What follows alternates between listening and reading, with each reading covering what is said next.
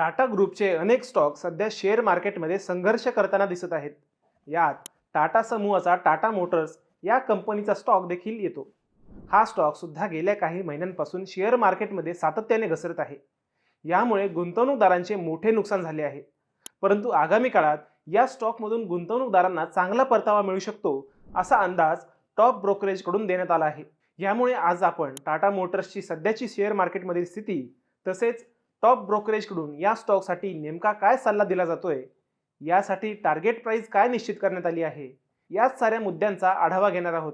नमस्कार, मी अजय आणि तुम्ही पाहत आहात अर्थ मराठी हे आमचं नवीन यूट्यूब चॅनल. आमचं काम आहे तुम्हाला आर्थिक साक्षर बनवण्याचं.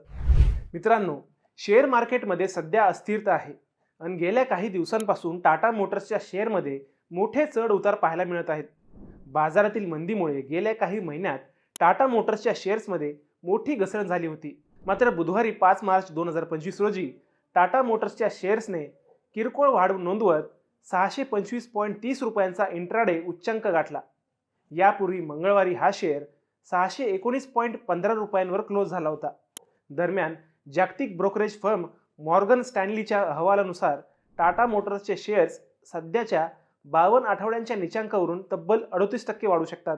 नुकत्याच 2 दिवसांपूर्वी अर्थात 3 मार्च रोजी या शेअरने 606.20 रुपयांची 52 आठवड्यांचा निचांक गाठला होता. त्यामुळे गुंतवणूकदारांमध्ये चिंतेचे वातावरण होते. खरं पाहता गेल्या 6 महिन्यात टाटा मोटर्सच्या शेअर्समध्ये जवळपास 42% घसरण झाली आहे. तर वर्षाच्या सुरुवातीपासून आत्तापर्यंत हा शेअर 17% खाली आला आहे. टाटा मोटर्सच्या शेअरची स्थिती पाहता मॉर्गन स्टॅनलीने या स्टॉकसाठी इक्वल वेट रेटिंग दिली आहे. याचा अर्थ हा स्टॉक न्यूट्रल स्थितीत आहे, म्हणजेच ना खूप मजबूत वाढीचा अंदाज आहे ना मोठ्या घसरणीचा. यासाठी ब्रोकरेजकडून 853 रुपयांची टार्गेट प्राइस निश्चित करण्यात आली आहे. शेअरच्या सध्याच्या स्थितीबाबत बोलायचं झालं तर सध्या हा स्टॉक 52 आठवड्याच्या निचांकावर व्यापार करत आहे. जुलै 2024 मध्ये 1179च्या उच्चांकावर होता, म्हणजे यात जवळपास 50% घट झाली आहे. पण जॅग्वार लँड रोवरच्या विक्रीत वाढ झाली आहे. US मार्केटमध्ये याच्या विक्रीत 79% वाढ झाली आहे. जानेवारीमध्ये 70% आणि डिसेंबरमध्ये 34% वाढ झाली होती.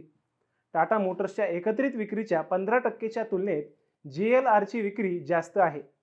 2024च्या आर्थिक वर्षात JLRच्या विक्रीत 23% वाटा फक्त US मार्केटचा होता. एकंदरीत टाटा मोटर्सचा स्टॉक सध्या दबावाखाली आहे, पण JLRच्या विक्रीत मोठी सुधारणा दिसून येते, विशेषतः US मार्केटमध्ये. एकंदरीत मॉर्गन स्टॅनलीने हा स्टॉक जास्त वाढणारही नाही आणि जास्त घसरणारही नाही असा अंदाज दिला आहे.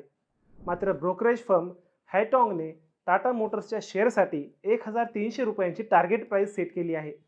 याचा अर्थ असा आहे की सध्याच्या किमतीवरून हा शेअर दुप्पट होण्याची शक्यता वर्तवण्यात आली आहे. मार्केटमधील अभ्यासकांच्या मते टाटा मोटर्सची स्थिती सुधारण्याची शक्यता असून भविष्यात या शेअरमध्ये मोठी वाढ होऊ शकते. त्यामुळे अल्पकालीन घसरणीमुळे चिंताग्रस्त होण्याची गरज नसून गुंतवणूकदारांनी दीर्घकालीन दृष्टिकोन ठेवायला हवा. पण मंडळी, तुम्हाला टाटा मोटर्सच्या या स्टॉकबद्दल काय वाटतं? तुमचं मत आम्हाला कमेंट करून नक्की कळवा. तसेच व्हिडिओ आवडला असेल तर आमच्या चॅनलला सबस्क्राईब करायला विसरू नका. व्हिडिओला लाईक करा आणि शेअर करायला विसरू नका. पुन्हा भेटूयात आणखी एका नव्या विषयावर. तोपर्यंत धन्यवाद.